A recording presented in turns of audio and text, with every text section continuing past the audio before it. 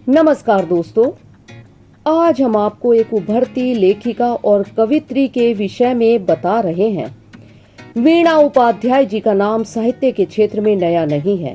इनकी रचनाएं पत्रिकाओं में, समाचार पत्र आदि में प्रकाशित होती ही रहती हैं। इनके अनेक साझा संग्रह भी प्रकाशित हो चुके हैं और अभी हाल ही में इनके एक महत्वपूर्ण एकल संग्रह का लोकार्पण बनारस में हुआ है, वीणा के चंपई राग।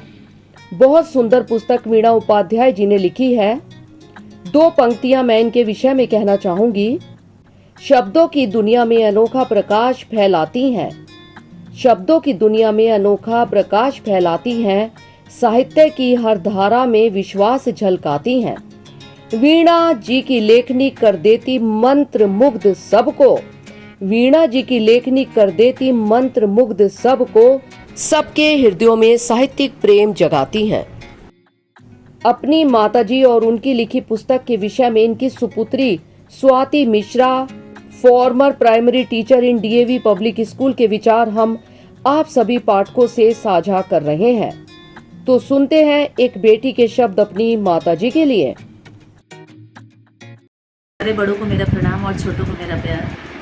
2 दिन से मेरे मन में विचार चल रहा था किस चीज़ को मैं वीडियो के थ्रू कन्वे करूं या लिख कर मैं बताऊं, क्योंकि वीडियो में क्या होता है कि आप इमोशंस अपने इनकॉर्पोरेट कर सकते हैं वीडियो के थ्रू, जो आप चीज़ें जो आप बातें बोलते हैं, लेकिन जब आप वो लिख कर कहते हैं तो शायद वो इमोशंस कहीं ना कहीं लैकिंग होता है। तो मेरे लिए ये मुझे बेस्ट ऑप्शन लगा कि I should go for this video shoot. तो सबसे पहले तो मैं अपनी माताजी को तहे दिल से कॉन्ग्रेचुलेट करना चाहूँगी उनके वेल डिज़र्व फीट के लिए। इतनी दिनों से जो उनकी दिली इच्छा थी कि उनकी अपनी कविताओं का संकलन हो, आज वो पूरा हुआ है।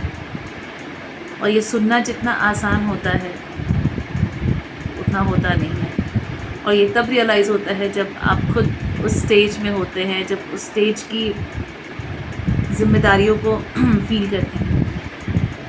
क्योंकि मैं जब अपने आप को तौलती हूँ कि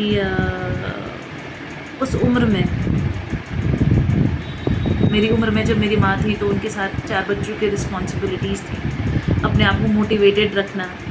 कई बार लाइफ के अप्स डाउन से आप सोचते हैं कि चीज़ें शायद ख़त्म हो गई, अब कुछ नहीं होगा, कुछ नहीं कर सकते, बट उस फेज़ में भी अपने आप को मोटिवेटेड रखना, लिखना, जहाँ पर लोग आपसे ये कहे, बार बार आपके कान में ये पिंग करते हैं कि क्या दिन भर डायरी लेके बैठी रहती है, इससे कुछ होता जाता तो नहीं है। हाँ, उसमें अपने ही लोग हैं, उसमें कोई बाहर ही नहीं है, और वहाँ पे नाम मेंशन करने का कोई मतलब बनता नहीं है। तो अपने आप को उस परिस्थिति में मोटिवेटेड रखना एक बहुत बड़ी बात होती है, क्योंकि कहीं ना कहीं आजकल सोशल मीडिया प्लेटफॉर्म्स और बाकी जो इन्फ्लुएंसर्स हैं उनकी बातें सुनकर मन काफ़ी प्रभावित होता है कि ठीक है, जो चीज़ें छूट गई उनको छोड़ देना चाहिए, लेकिन ऐसा नहीं है। अगर ये मतलब जब अपनी माँ को मैं देखती हूँ कि उन्होंने इतने स्ट्रगल के बाद भी उस चीज़ को रिवाइव्ड रखा कि यस मुझे अचीव करना है, उन्होंने कर दिखाया। तो कई बार होता है कि पेरेंट्स को ये मौका मिलता है कि वो अपने बच्चों की परफॉर्मेंस के लिए अपलॉड करते हैं, but I always feel so much proud कि मुझे अपनी माँ के लिए बोलने का मौका मिला है, और हर बार मिलता है। ये रेयरेस्ट ऑफ रेयर। अगर आपके पास ऐसी कोई आपका कोई अनुभव रहा है तो मुझे प्लीज़ बताइएगा। और बात ये भी है कि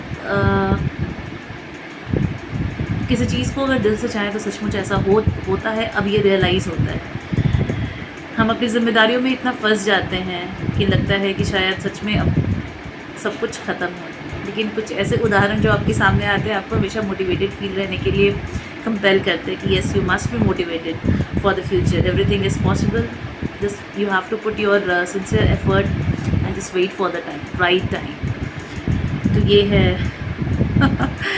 it's not a pre drafted चीज़ें, ये जो मैसेज है it's just a casual message, जो मतलब मेरे मन में जो भी इंस्टेंट जो विचार आ रहा है मैं वो आपके साथ शेयर कर रही हूँ। तो बस इतना कहूँगी आपसे कि try to be motivated always, everything is possible.